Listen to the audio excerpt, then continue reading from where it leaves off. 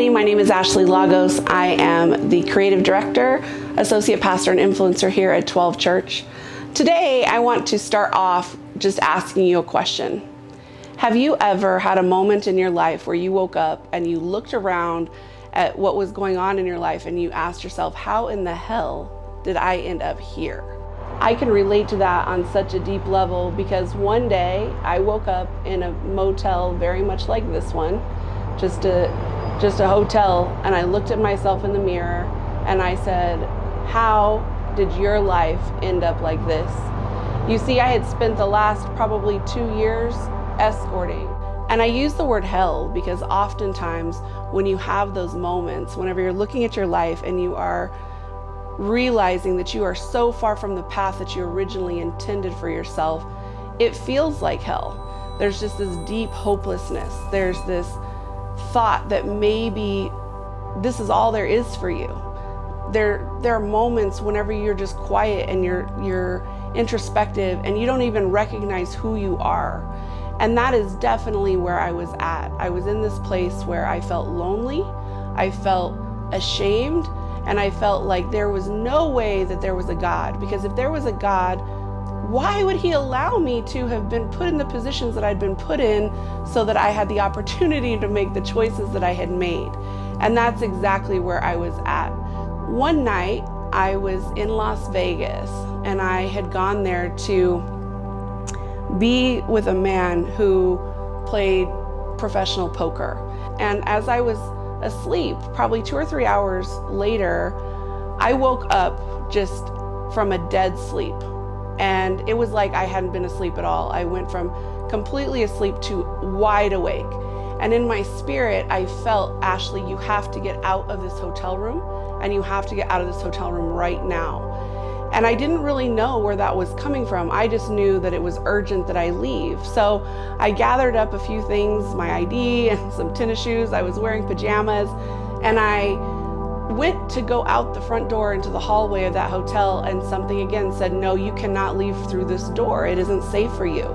And so I was like, well, there's only one other door and it's onto the balcony. And so in a hurry, I climbed from my balcony into the next balcony and then one more balcony over. And I huddled in the corner behind this little ledge that kept me from being able to be seen from the balcony that I had just come from. Probably 2 minutes after I had been sitting outside in that balcony, I hear voices in the room that I had come from. And it was the man that had paid me to come and have sex with him in Vegas and 2 or 3 other men. And you could hear that they were definitely drunk. And as they fumbled around in the room looking for me, one of the men came out on the balcony and said, well, where did she go? And they couldn't find me. And in that moment, as I sat huddled on a balcony in my pajamas, there were 2 things that became absolutely clear to me. One, that God absolutely existed, because the only explanation for why I woke up and the only explanation for why I went out to the balcony is that God was looking out for me, and that his voice, no matter how far from him I was, his voice was directing me to go a different way than the way that I would have gone naturally. And 2, that even though I had chosen a path that was so completely opposite of the path that he would have chosen for me, that he had stayed with me. So probably 2 years after that one incident, I was in my bathroom and I heard God say, you need to come back to me now because I have a bigger plan and purpose for you than this. So when I finally rededicated my life to the Lord, there was so much freedom that came, but I still struggled with this sense of worthlessness. I didn't really believe that I was worthy of being loved by Christ. I didn't really believe that he would be able to use my mess of a life in a way that would impact others. I was just reading the Bible, trying to change my mindset.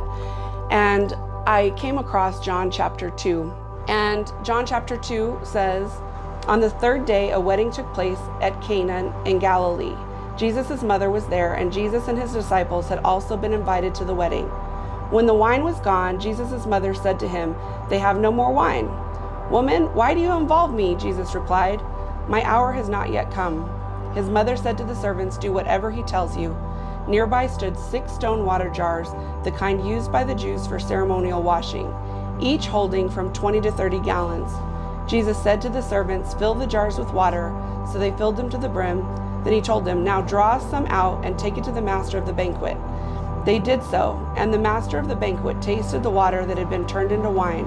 He did not realize where it had come from, though the servants who had drawn the water knew. Then he called the bridegroom aside and said, "Everyone brings out the choice wine first, and then the cheaper wine after the guests have had too much to drink.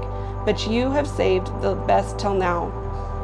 What Jesus did here at Cana of Galilee was the first of the signs through which he revealed his glory, and his disciples believed in him. As I read this story, and I had read it many times before, but for some reason as I read it this time, a couple of things became completely evident to me. First, Jesus performed his first miracle at a party. It was a huge party. Jewish weddings are not like American weddings. They're not half-a-day affairs. They go on for days. They're massive. They invite everyone they know. They drink, they eat, they just party really hard. And Jesus had no problems being in that environment and working his miracle in that environment. And so it became evident to me that Jesus doesn't care where you're at. He will go to wherever you are. You do not necessarily have to change what you're doing in order for him to work a miracle in your life.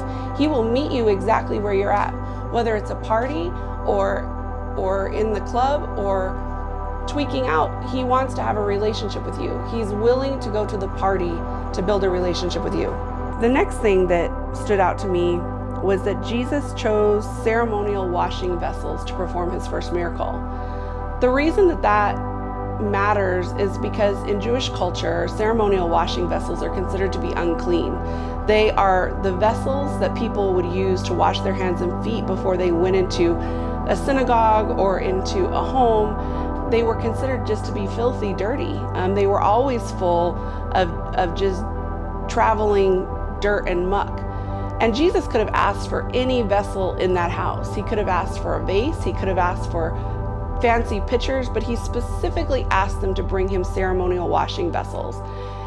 And that in and of itself just changed me in a way that I can't even explain, because if Jesus is willing to not only use a dirty vessel to work a miracle in, but actually chose a vessel that everyone else would have set to the side, that everyone else would have said, "Don't use that, because that is not the kind of vessel that you want to work a miracle in." If that is the kind of vessel that Jesus chose to work a miracle in, then he is willing to work a miracle in me, and he's willing to work a miracle in you. He uses vessels that other people wouldn't expect to perform amazing miracles in. And finally, the miracle that Jesus worked in those pots, what came out of those dirty vessels were far better than anything that existed before. And that's the thing. Sometimes when God wants to work a miracle in you, the thing that he wants to use is the thing that you think is the ugliest.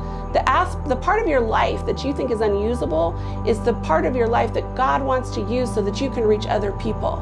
The part of your life that you think you need to hide, that condemns you to hell, that condemns you to stay in the place where you are just unhappy and you feel like you're hopeless and unlovable, that's the part of the story that God can redeem to impact the world that's around you. You, in the eyes of God, are perfect for the purpose that he has designed you to accomplish in this world. So that is ultimately what changed me, was realizing that God was willing to come wherever I was at. He was willing to use me despite everything that I had been through, everything that I had done, the choices that I had made. And he wanted to work a miracle in me. He wanted to use those experiences to transform the lives of those around me. So today I just want to encourage you, whatever it is that you're going through, whatever you're facing, whatever hell you think that you're in, God wants to build a relationship with you. You do not have to clean up and pretty up and move into a quote-unquote better space in order to be used by God. He is capable of working a miracle in you exactly how you are. Made a wrong turn once or twice, dug my way out, blood and fire, bad decisions, that's alright. Welcome to my silly life. mistreated, misplaced, misunderstood, no way, it's all good. It didn't slow me down. Mistaken, always second guessing, underestimated. Look, I'm still around. Oh, pretty, pretty please, don't you ever feel like you're less than perfect. Oh, pretty, pretty please, if you ever feel like you're nothing, you are perfect to me.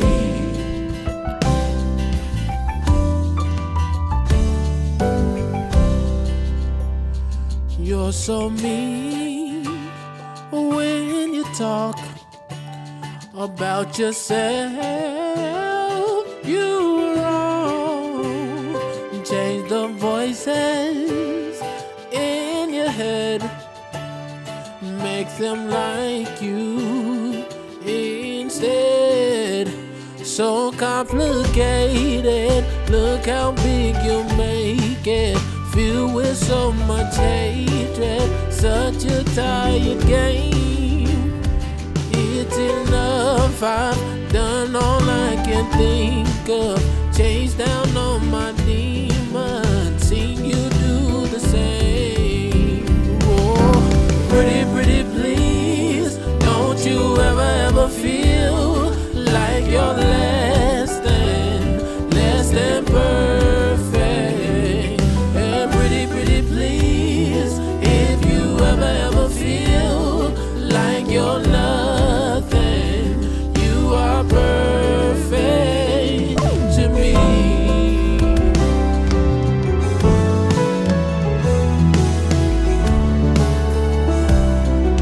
The whole world's scarred, so I swallow the fear. The only thing I should be drinking is an ice cold beer, cold and lime. Then we try too hard, and it's a waste of my time. I'm looking for critics, cause they're everywhere. They don't like my jeans, they don't get my hair. Exchange ourselves, and we do it all the time. Why do we do that? Why do I do that? Why do I do that? Oh, pretty, pretty please, don't you ever feel like you're less than perfect. And pretty, pretty please, if you ever feel like you're nothing, you are perfect. No, pretty, pretty please, don't you ever feel like you're less than perfect. Pretty, pretty please, if you ever feel like you're nothing, you are perfect to me.